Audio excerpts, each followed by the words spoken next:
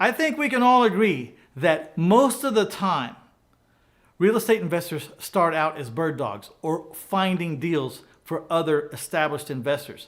So in today's episode, I'm going to give a little twist on bird dogging and how it can help further your career quicker. So stand by, because we're going to learn how to become a real estate bird dog.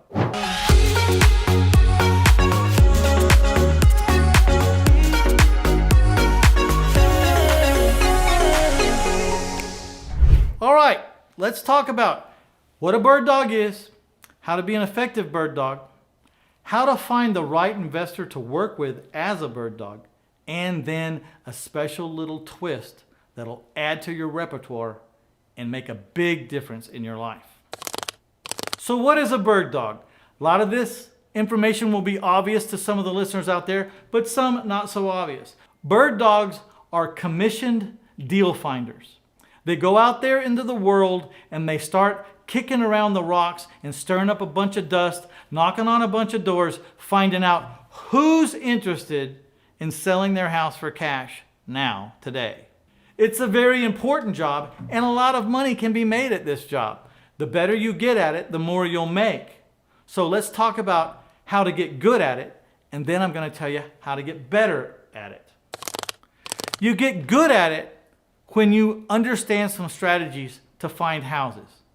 This is a big topic. There's lots of strategies, from door hangers to door knocking, to sending out yellow letters, to sending out postcards, to text, to emails, to searching county courthouse records. There is a multitude of ways to become an effective and profitable bird dog. But probably the first thing you have to do is find the right investor to work with. Yeah, you could do what the others do and just build a list of all the investors and then shotgun your stuff out to all of them, but wouldn't it be a lot easier and a lot faster and a lot more efficient? And maybe even you could get into a fold easier if you picked one investor, stayed exclusively with them, and anytime you found a real deal, it was going to be bought by that investor because that investor is a real investor. Take me, for example. The bird dogs in my town don't need anybody but me. If it's a deal, I will buy it. Now, there's always a backup plan. If there's a reason I can't, don't, won't, or just as a backup plan, then you have a list of all the other investors in town. And if for some reason, maybe I'm on vacation that week, or it's just the kind of crack house I don't like, then you got a plan B. But for the most part, 99% of the time, I'll be buying this house. And that is where the relationship comes in. And that usually works into you moving from being a bird dog to some kind of permanent assistant, associate, partner in my business. It's happened all the time. Really good bird dogs turn into really good partners. And so that's why I'm telling you to maybe narrow it down to one of the top 2 or 3 investors in your area, because you may want to work yourself into that organization for some real stability. The investors you're looking for, above and beyond anything else, are honest and would never go around you or skate your deal. Number 2, they've got really deep pockets. They're not running out of money. If they don't buy your deal, it's not because they couldn't find the money. And number 3, they're established and have a good name, so that if anyone out there that you're dealing with wants to follow up on the company you're working with, the reports will come back good and favorable. Now we've talked about how to be a successful bird dog and what kind of relationship you might want. But let me take it one step further. And this is how to be a really good bird dog. Is you need to also have that same kind of relationship you have with that one primary investor.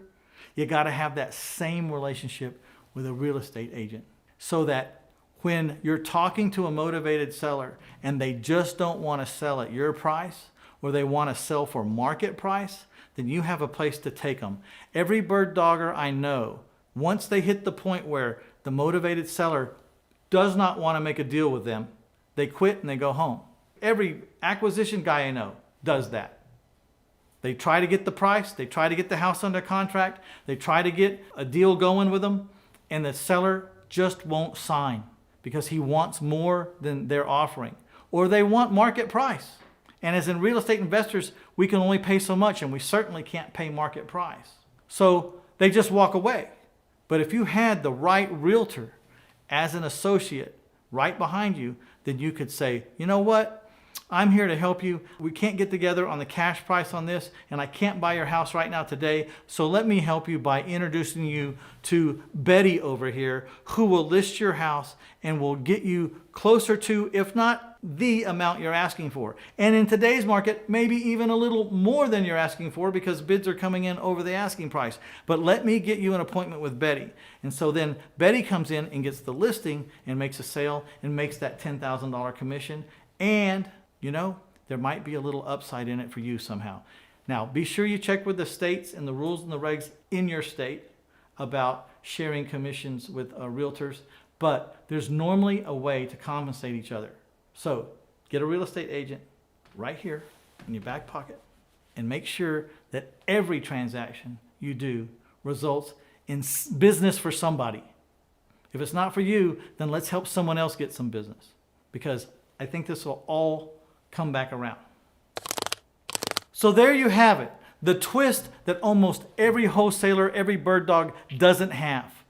You gotta find that realtor to consummate the deal if you can't buy it.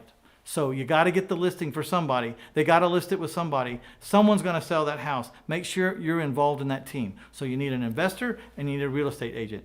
No one has a real estate agent in their back pocket. That needs to be you. You need to do that. So that concludes this episode. I want to thank everybody for taking the time to listen. I would love it if you'd pay a little bit of attention to that like and share button over there. As a matter of fact, if you wouldn't mind giving those two buttons some attention right now and poking on them. And if you haven't subscribed, please subscribe. We have a lot of content coming your way.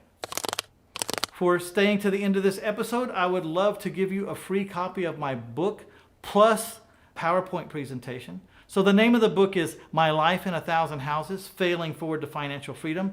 And there's a PowerPoint presentation about Seller Financing 101, where I go through the basics, the middle, and the end of seller financing. It's about 45 minutes long, and I show you exactly how I made a fortune seller financing houses. All you have to do is go to 1000houses.com/free-stuff. Scroll up and down the home page there until you see a free copy of my book plus webinar. Now, I want to warn you, the book is about 400 pages. I'm going to send you a hard copy in the mail. All I ask is for $7 for the shipping and the handling, which is just basically what it costs to get it to you.